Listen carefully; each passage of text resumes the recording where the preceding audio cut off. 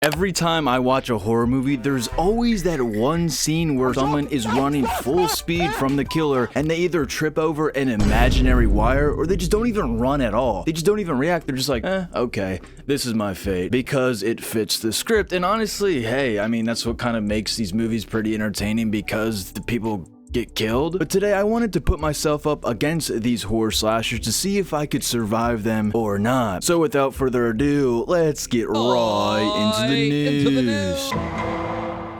Now, Art the Clown has recently been my favorite slasher, and I'm so glad that the franchise is finally getting the recognition that it deserves. Even the Halloween Horror Night has actors playing as him, and I've seen countless TikToks of people swarming Art just for a picture, or just to get teased, or just to get scared by him. There's even an entire Terrifier house that the Horror Nights has strictly for Art the Clown. So with the glaze out of the way, can I survive him? Well, let's just break it down. So right off the bat, Art the Clown is canonically shown to feel pain just like a human, even though that he's a demon. But he just can't die, except to Sienna Shaw, the chosen one. Essentially, she's the chosen one by God to kill Art the Clown, and since I can't personally kill Art the Clown myself, unless I ask Sienna Shaw for some help, but I don't think she's gonna help me. I'm not gonna, well, I mean, she would definitely help me if she saw me, but I can't just call her up, be like, yo, Sienna, can you help me out real quick? So I'm kind of cooked off the rip. I mean, but still, I'd like to think that if I got in a fight with him, I could probably beat his ass. I mean, bro, in Terrifier 1, this guy Art was literally losing to women way smaller than him, and they had no combat experience whatsoever. They weren't Ronda Rousey or anyone like that, and I'm not dissing women or their abilities because, you know, I am a proud feminist, hashtag respect all women. They were just simply normal girls, and yes, they ended up dying, but you know, they put up a great fight before going out. And notably Tara, and damn, you know, she was kind of bad, I'm not gonna lie, she was hot. But I mean, I gotta give it to Art. This man just doesn't give up whatsoever, and he definitely doesn't play fair. He could possibly just pull out a gun and shoot me whenever he wants. In Terrifier 1, that's exactly what bro did to Tara. But here's the thing, I'm not playing fair either. I'm strapped up too. Hell, I mean, I'm bringing a mini Drake on my person at all times. If I saw the news that there was some creepy serial killer named Art the Clown roaming the streets, I mean, Florida now has an open carry gun law policy, so I mean, I think I'm straight.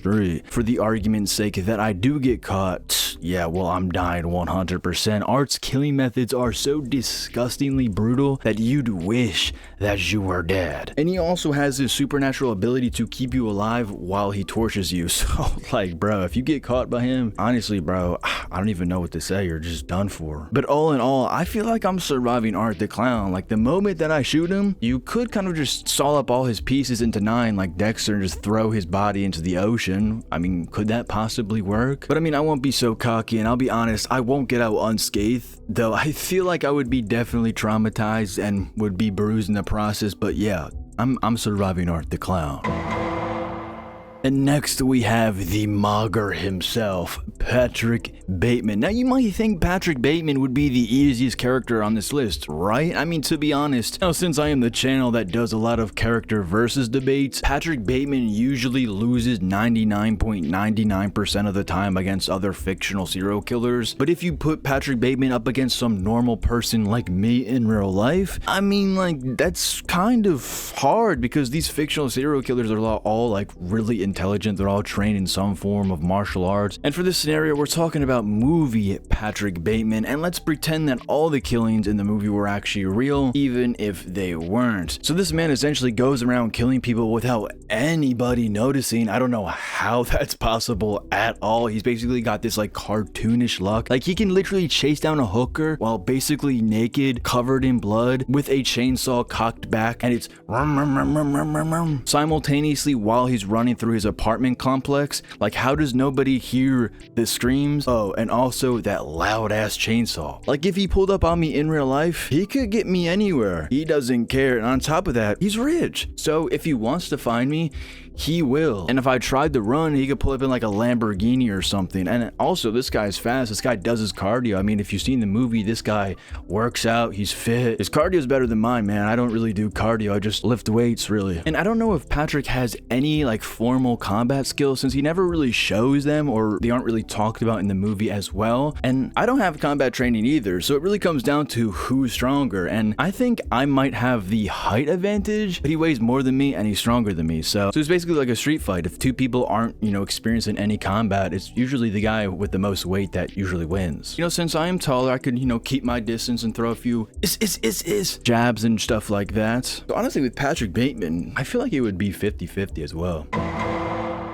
And if Jason ever came after me, it wouldn't be a contest whatsoever. I would just die instantly. I mean, I could try to hide, sure, I don't know, maybe duck into a cabin, but I mean, it just wouldn't matter at all, because Jason is a type of monster that eats damage for literal breakfast. Like, you can't do anything to this guy. He'll just get back up and be like, that was nothing. He just shrugs it off. Like, this guy literally has been blown up before and he still found a way to reform like it was nothing. Like, it's not even about survival at that point, because how can you stun or really beat a guy that just won't stop? Like, this guy won't stop. So basically, you're just fighting the inevitable. Like, even if I try to fight back, like if I tried to 1v1 him in hand-to-hand combat, I would get folded like a lawn chair, buddy. So yeah, I'm not surviving Jason Voorhees at all. I mean, I could have all the weapons in the world, all the cardio in the world, and it still wouldn't matter, because just like Michael Myers and just like Jason Voorhees, you can outrun them to the Netherlands and they'll still catch up to you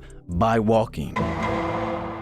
Now, Michael is kind of just like Jason. They're both characters that don't talk and somehow always catch up to you, as I just said. And he's also absurdly strong for no reason. There's no way this man is human whatsoever. I just don't really believe it. This guy is 100% supernatural. Some people said that he is a human in the first Halloween, 1978, but that is just complete BS in my opinion. This man has lifted people off the ground with one hand, stabbed a dude into a wall and left him hanging like he was a coat, or crushed skulls like they're made of paper. I mean, like, I could try to run, but just like Jason, that just wouldn't help to run, because you're not gonna get far. Like, bro, let's say I do quote unquote kill him. He's going to get up and find me the next day, like he does every single time. He's kind of like Ghostface, because he always comes back. But the thing is, he always comes back as the same person. He just gradually gets a little older. Ghostface, you actually kill them, and then another person takes the costume or takes the mask. With Michael Myers, it's just the same person. He doesn't actually die.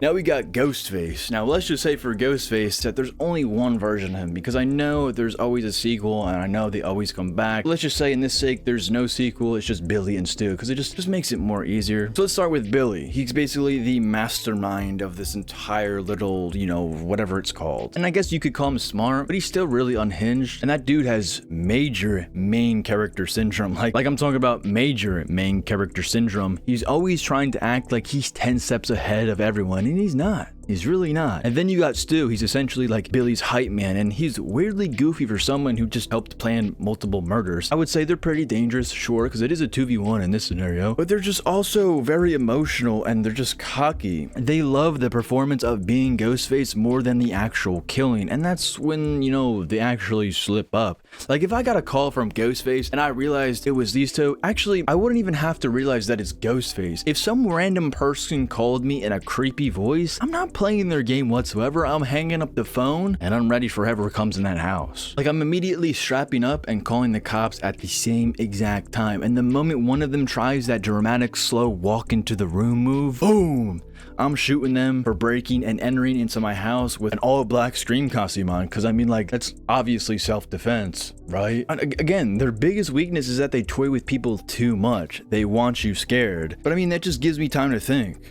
Like, I'm not really scared of just a human in a costume. So yeah, I'm surviving Ghostface 100%. There's no doubt in my mind. So yeah, that's the video, boys and girls. I've been on my Halloween horror grind. I'm starting to pump out some new Halloween movies in favor of the new Halloween month or October month. I don't know. I'm really on a lot of caffeine right now, guys. So my words are jumbling all over the place. With that being said, I'm trying something new with this channel. I'm trying to branch out. I want to be a horror channel as well, but I'm still gonna be talking about Dexter and everything. Of course I am. But yeah, without further ado, love y'all.